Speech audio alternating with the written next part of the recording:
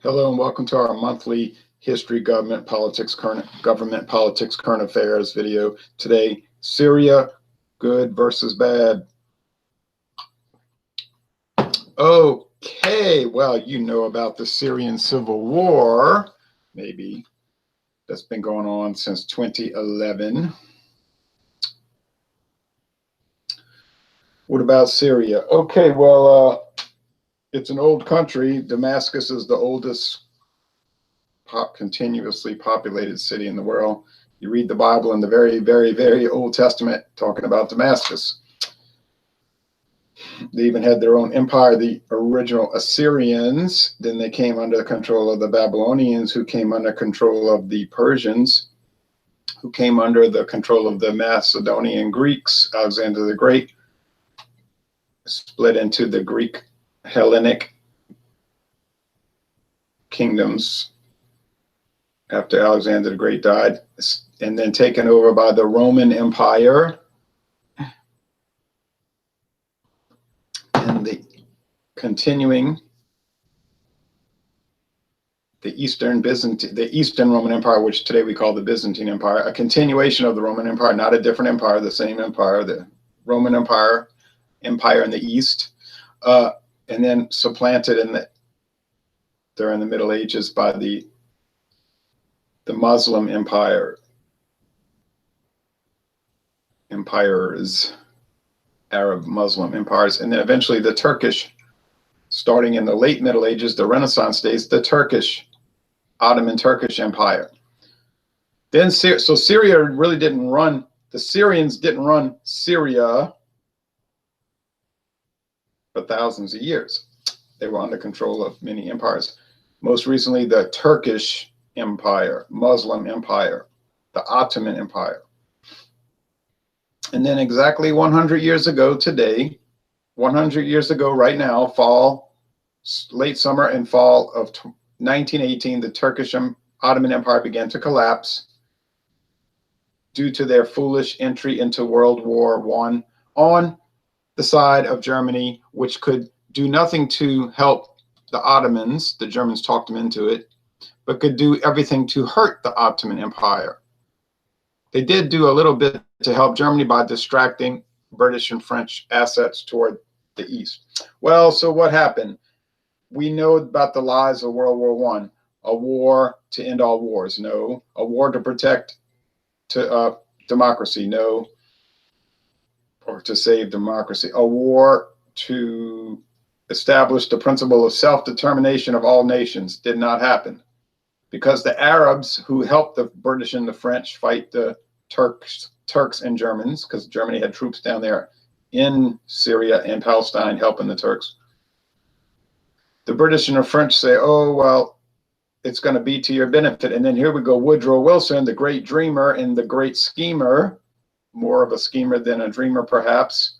Woodrow Wilson from Virginia saying, all the nations of the world are going to have self-determination in this great effort to end all war. And we're going to set up a League of Nations where we'll stop all the bad guys and have basically what he called a new world order. I went to the Woodrow Wilson Museum in Virginia, and that was the title of his effort, the New World Order, a world of peace. We're going to build a stairway to heaven. You know, we're going to build a tower to heaven, and we'll make peace on earth. And like the song says, his dream, heaven is a place on earth. Okay, well, what happened with Woodrow Wilson's peace through war program? You know what happened, World War II, the Cold War, and everything else. All right. The tower did not reach heaven, and we did not have paradise on earth. So who steps in, and you're welcome to join and comment. Who steps in? We always welcome comments, and you're not obligated to agree either. Who steps in to give the Arab Syrians their freedom?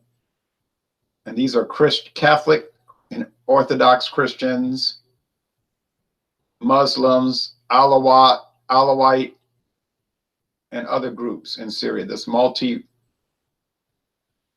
It has the same ethnic group in the sense that they all speak Arabic, but multi-religious diversity. You know, what do they tell us? What do our liberal friends tell us? Diversity makes us strong. And if you study the history of modern Syria, you would think that diversity made Syria weak. But anyway, because of all their squabbling. So France comes in and tells the Syrians, we're here to give you freedom. And the Syrians say, all right, we can have our own flag and our own government. And the French say, well, you see, you could have your own country under our guidance. See, the Great League of Nations is going to give us a mandate over Syria. And the Arabs say, what does that mean, a mandate? Well, it means we have authority over Syria to guide you to modern statehood. That's our permission from the League of Nations. And the Syrians said, well, we don't really need that, but we appreciate your help, but you could leave now. And the French say, oh, monsieur, no, monsieur. When Le Français comes to help you, that means we stay forever. You know, they say forever. We got rid of the Turks.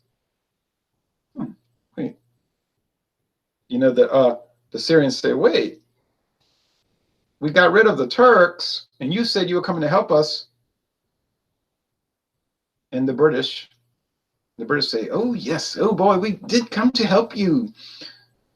And the Jews, and the Iraqis. They said, well, if you're here uninvited, then you would be an invader more than a guest. They said, oh, no, monsieur, the French, we have the better culture. We eat these sauces, the rich sauces, and all the pastries, you know. And bon ami, we're here to, you could be part of the French culture. And the Syrians say, somebody got tricked. I think we got tricked. So the Syrians say, well, perhaps we will fight against you to make you leave. Oh, no, the French cannons and the artillery and the planes, aerial planes and the bombs will make you realize the great La Française, République Française, la Constitution. So, you know, it was getting rid of one empire and trading it for a new empire, a Turkish Asiatic empire, and now they have a French white empire to help the Syrian people. Well, you know, France decided they're going to go to war with Germany in 1939, and that didn't really work out too well for them. They found that out in May and June of 1940. It didn't work out so well.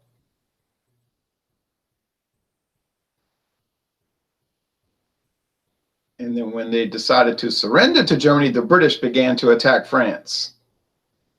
And they invaded Syria. The British Empire invaded French Syria to protect the French from their own bad decisions. And so the British decided to help their French allies, their French bon amis, their French friends, by bombing their ships and killing thousands of French sailors, and then attacking French territories in Asia and Africa, because that is how friends operate.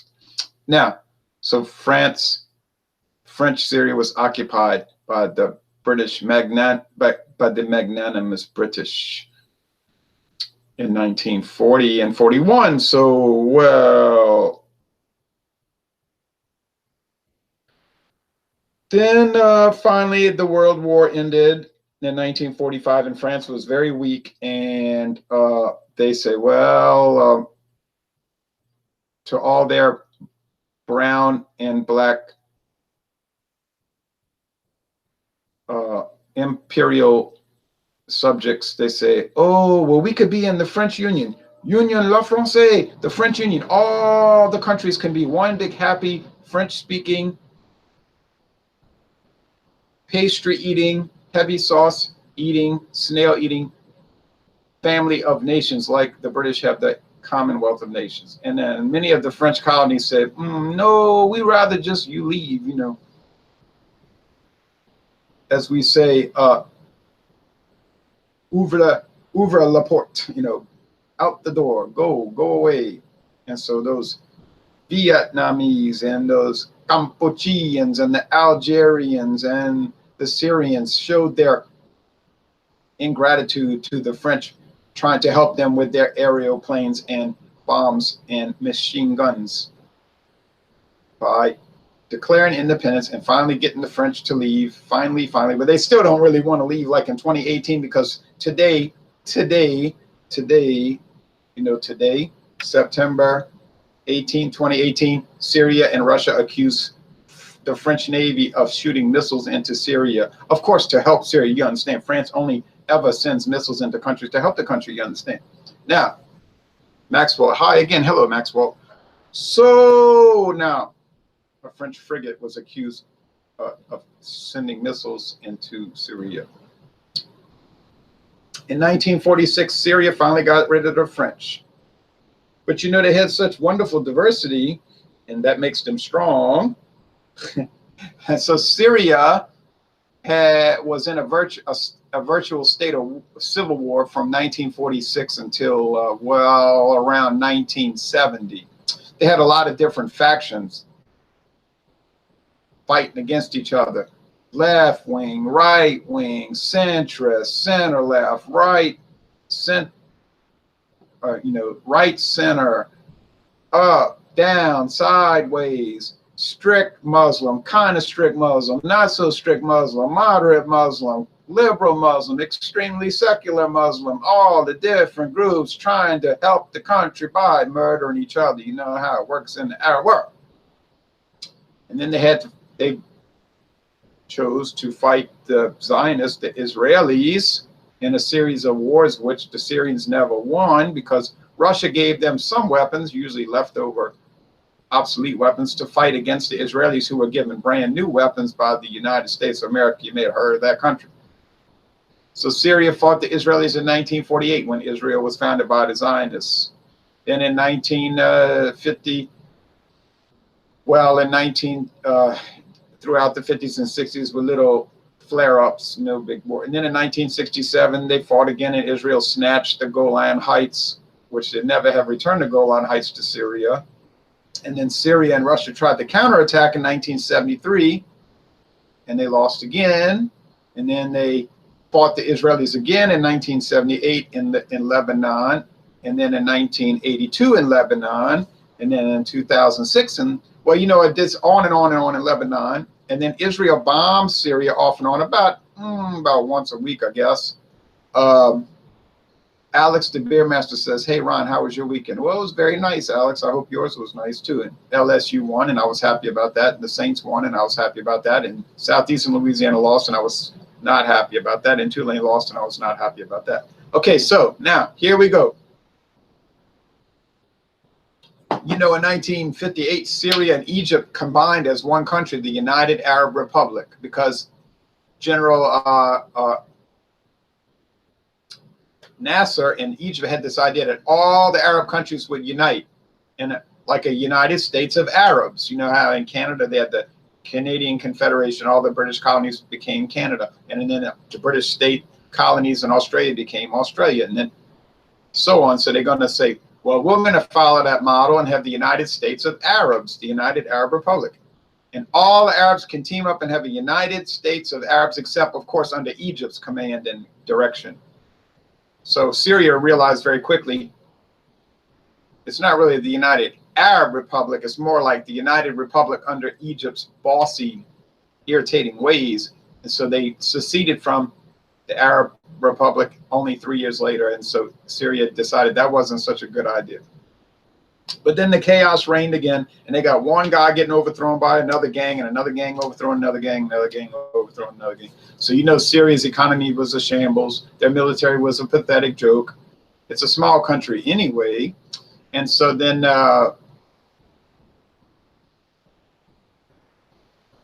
guess it's about the size of Louisiana, something like that. Let's look it up. I don't remember everything. But then a guy comes along, a commander in the army, Hafez al-Assad. Hafez al-Assad, he was one of the Baathists. That's the Syrian socialist. Let's see, Syria area, 71,000 square miles. Maybe that's more like the size of Alabama, Georgia.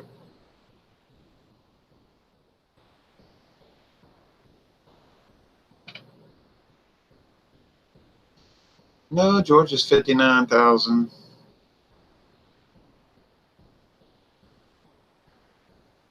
Oh, well, let's say Colorado. You know, it's not too big. It's just it's a country that's about the size of a larger American state. So not real big. Population 17 million. Well, that's about Florida, less than Florida. So you get the picture. Not real big. His weekend was awesome. Good, Alex. I'm glad to hear that. Now, so Hafez al-Assad, sort of a socialist, more like a national socialist, but not trying to have a world revolution, more like just trying to do like a Syria, you know, going to build schools and highways and have social programs like welfare programs and make all the Syrians unite and speak Arabic and not squabble over religion. So he did not favor, of course, he favored the Alawites, his kind of strange, that's kind of a strange Muslim Christian hybrid thing. But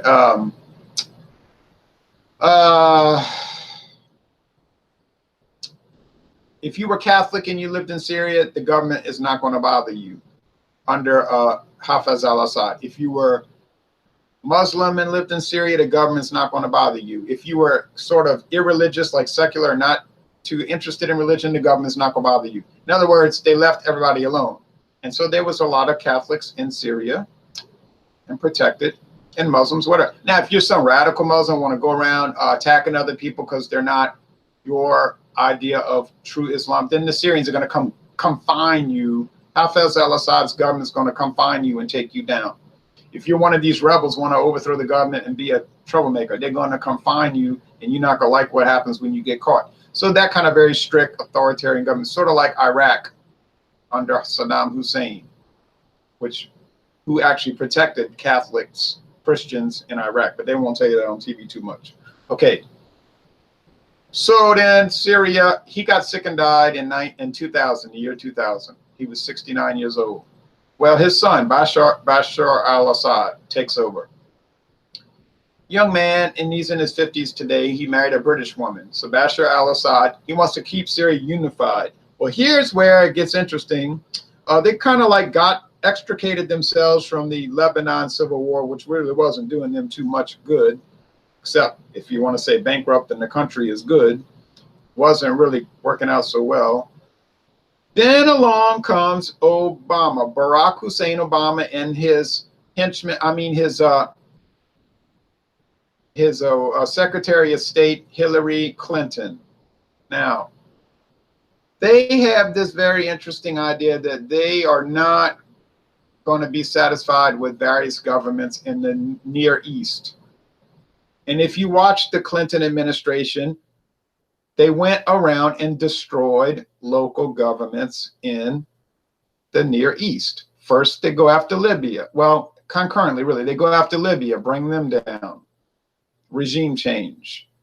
Of course, the Europeans, their little lackeys, France and Great Britain, their tag-alongs, come in and help bring down the stable Libyan government and put in the chaotic terrorist government that they have today. Then we have Egypt, same old story, bringing them down, and now you got the chaotic. You say, oh, no, I didn't say Mubarak was a good government. You see, but Obama and Clinton, President Obama and his henchmen, his Secretary of State Clinton, were not satisfied to have a bad government in Egypt and Libya. They wanted to have a much worse government, apparently, so they brought down them. Then they target Syria, and we know Yemen and all of this. So then Syria became a target. And all of a sudden, after Obama and Clinton come into office, there's rebels in Syria. This like Out of the blue rebels. Isn't that amazing? And it was sort of like Ireland in 1969. It's a civil rights movement. They're going to have marches. Well, you know how these civil rights movements work. J.P. Vanderbilt said, Jay's got it right. Yes, I believe I do. Thank you. They're very curious. You know, in Ireland in 1969, we're just having some civil rights marches. What are your goals? Oh, they're very vague. What are your demands? Oh, very vague. And then pretty soon bombs start going off and people are getting murdered. And then there's this rebel terrorist army in Ireland killing people. Yes, sure. Now in what's the country? Syria in 2011, same story. We're just going to have some marches and we have some demands. What are these demands? Oh, just democracy. What do you mean democracy? Oh, it's vague. Who's supporting you? Don't worry about it. Where are you getting all your funding? Doesn't matter. And then pretty soon bombs are going off and people are getting killed. And then there's rebels all over the country. And then the United States very quickly, and not very surprisingly, with France and the British tag-alongs, especially the French tag-alongs, who have been wanting to get their grips back in Syria since 1946. And as you know, still have grips across Africa, even though they don't technically own colonies in Africa anymore, but they still have their grips in Africa. Anybody who knows anything about Africa realizes the French army is not arrayed across Africa for no reason. Now, all of a sudden, the United States says, oh, we've got to send troops into Syria to help these freedom fighters, which many observers say more like Islamist radical extremist rebels, but Obama assured us they were freedom fighters, just like George Washington and people like that, you understand? So there's mass and widespread murder and mayhem across Syria. Syria, by the way, had been a long-time Russian affiliate. They had been friends with Russia since the Soviet Union days in the 1950s. Since Great Britain, France, and the United States were helping Israel, Russia, of course, helped Syria because they wanted friends in the Middle East. And their partnership seemed to work very well. The only overseas Russian Navy base still today is in Syria. So they wanted to keep that presence there. Right across the water from the British naval bases in Cyprus, Great Britain still owns 2 territories in Cyprus today. Not Navy bases that are leased, permanent sovereign base areas. These are British territories in Syria. True story. Now, the United States sends troops into Syria without Syria's permission, naturally, to help the situation. Now, what do you call it when you send troops into another country without their permission?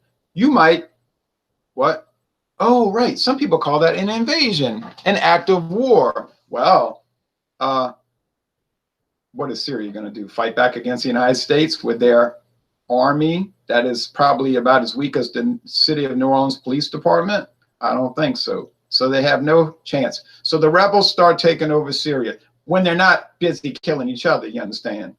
The rebels had a bad habit of shooting at each other, either by accident or by design, and seemed like, as usual, the United States lost control of the situation. And then pretty soon, turns out all the rebels just happened to be Islamist, ISIS-type characters.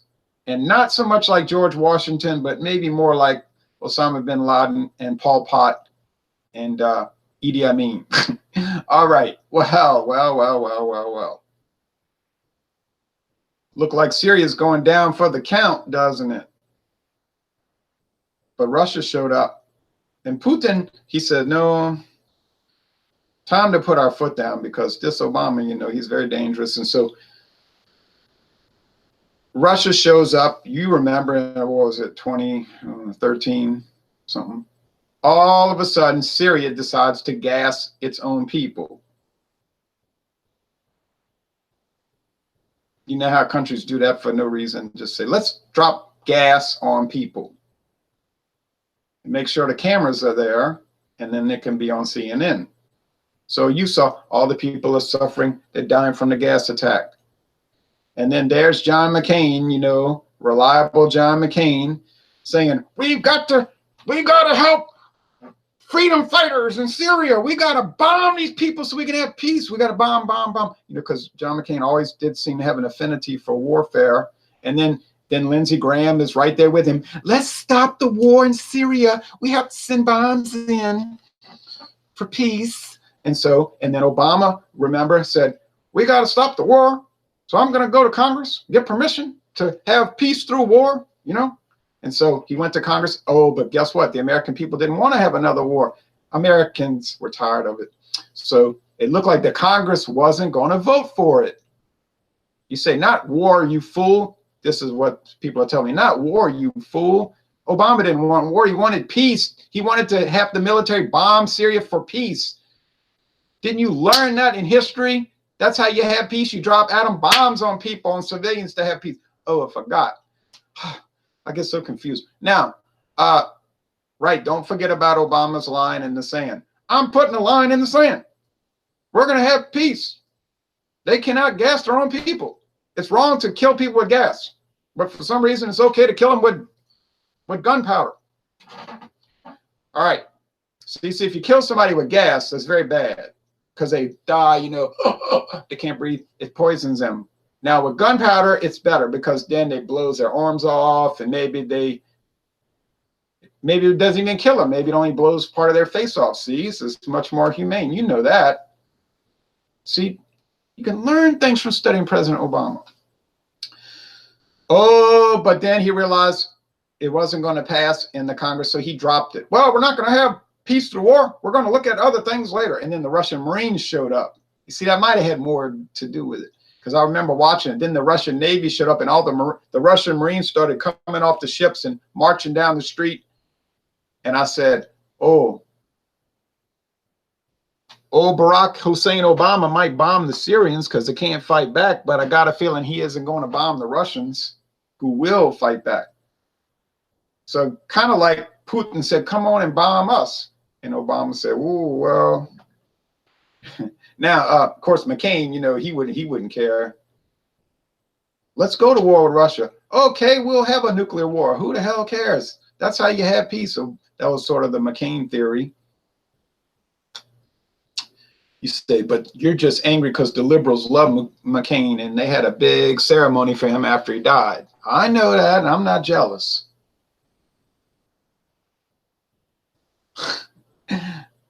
Okay, now, I mean, there is something to say about threatening a nuclear war. I mean, there's some positives that can come out of that, I guess. You'd have to ask McCain's and Lindsey Graham's ideology, the neoconservatives' ideology of how the world benefits from nuclear war. Don't ask me, ask them. Hell, excuse my language. Now, well, along comes Donald J. Trump, and he says we're going to have a different way of doing things, right? Going to make friends with Russia. I remember in 2015 when he said that we're going to make friends with Russia and we're going to be neutral in the Arab-Israeli war conflict. I thought that's it for him. They're going to come after him like you would never believe, because that's a no-no. You know, in the United States, that's a no-no. You can't do that. You can't say, A, we're going to have friendship with Russia. What are you talking about? B, we're going to be neutral in the Arab-Israeli conflict. I don't think so.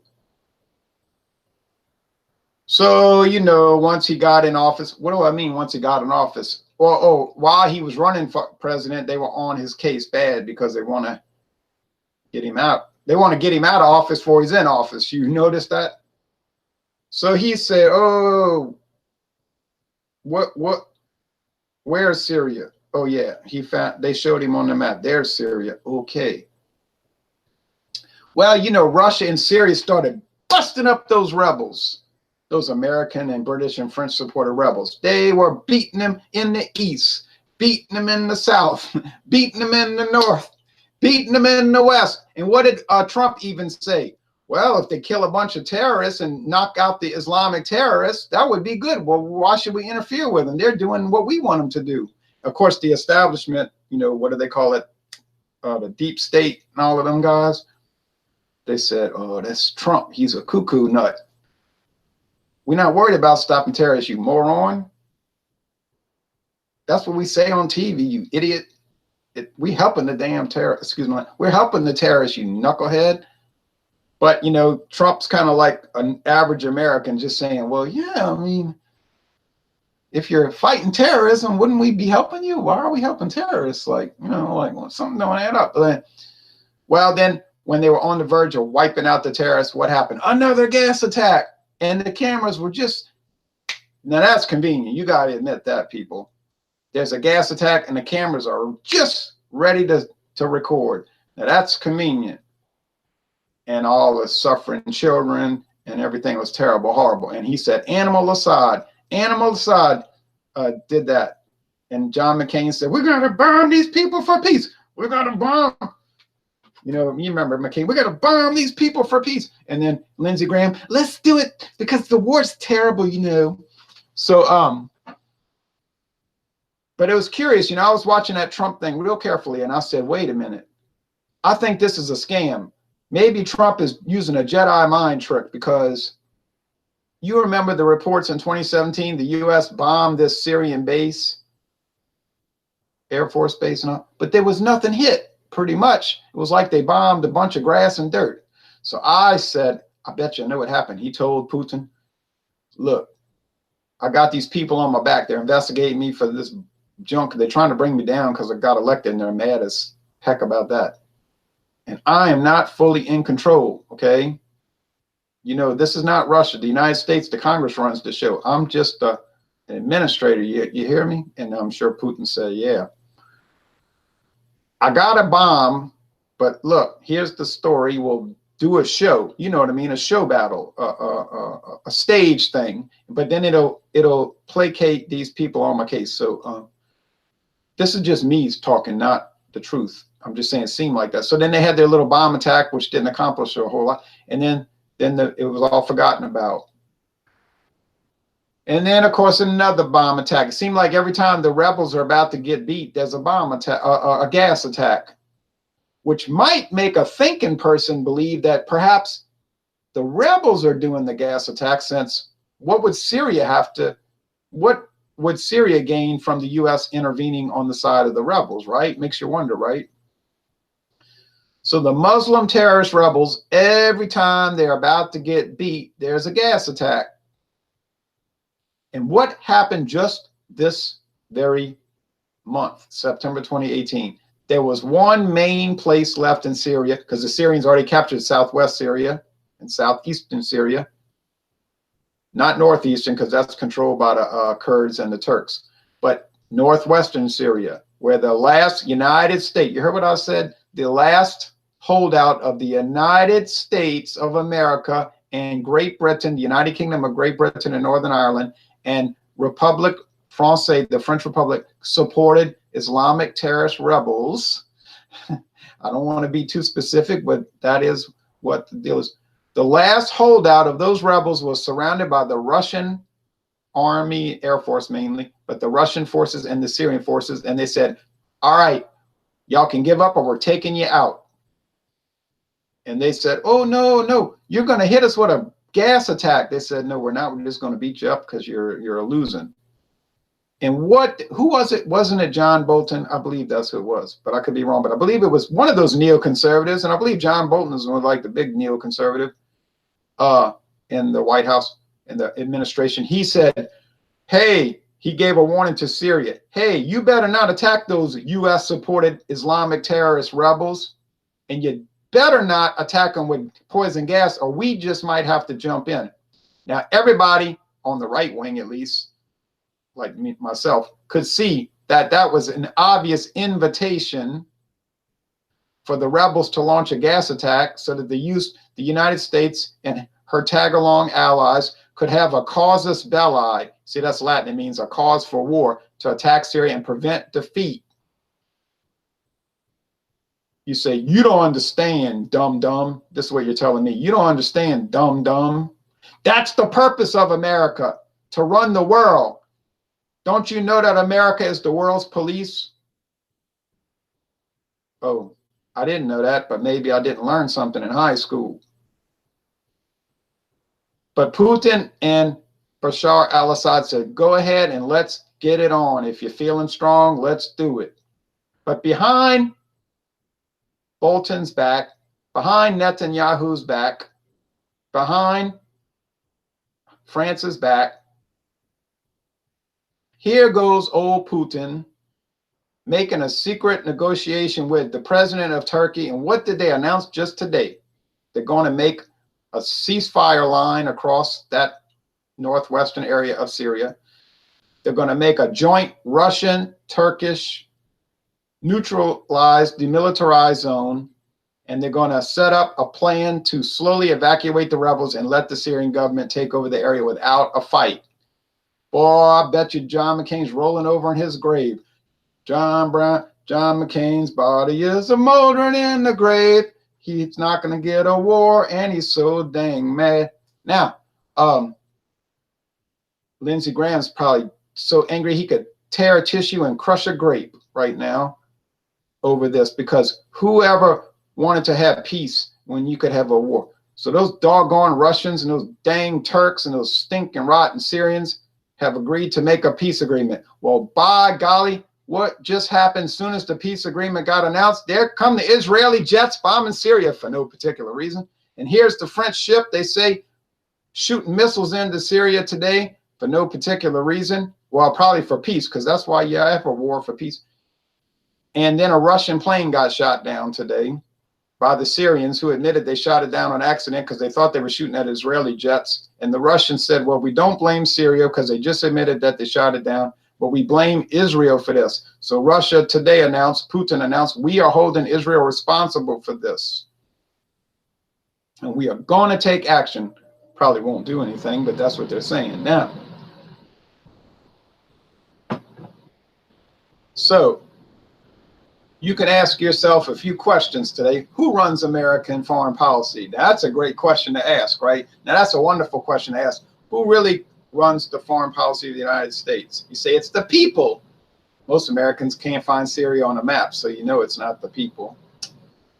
Okay, now 48 Straight says, but Obama only supported the good part of the Al-Qaeda in Syria. Oh, right. I get so confused. I'll admit that. That's right. Obama and his henchmen, I mean his Secretary of State, Hillary Clinton, they only supported the good terrorists. I always get confused. I always get confused, and I'll be the first to admit it. Mason S says, great vid, Ron. Keep them coming. Gabriel says, hi. Hey, Gabe.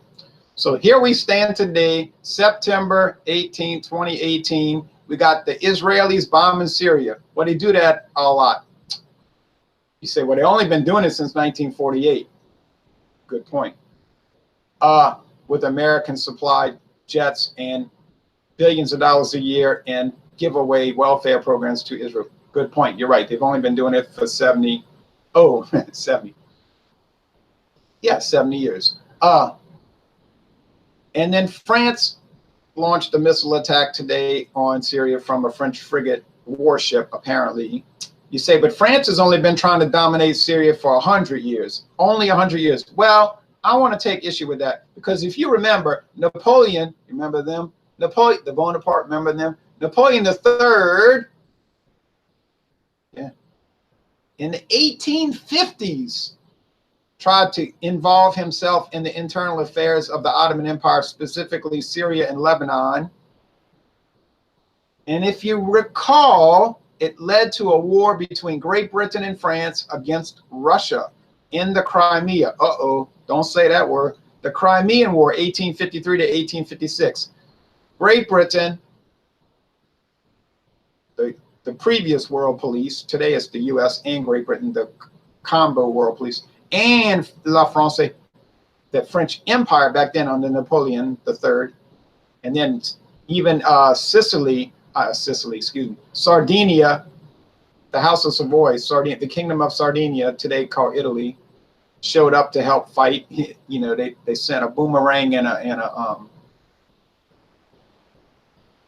a dagger, I think, to help. No, I'm just kidding. But the Sardinians came and helped the British and French fight the Russians in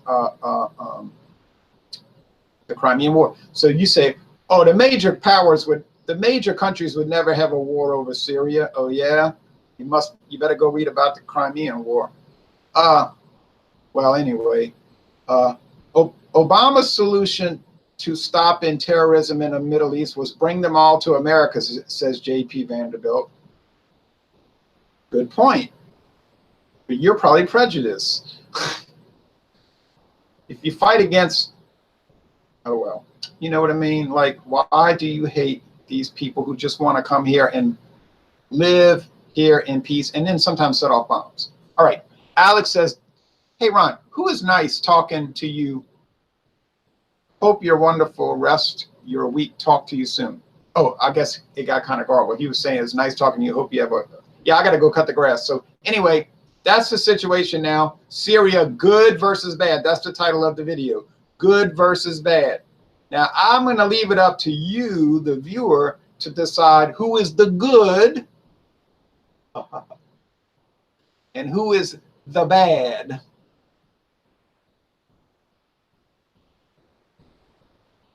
Who is the good and who is the bad? And I would be very curious about your comments. And if I'm wrong, okay, let's do a video together and you can show me how I'm wrong.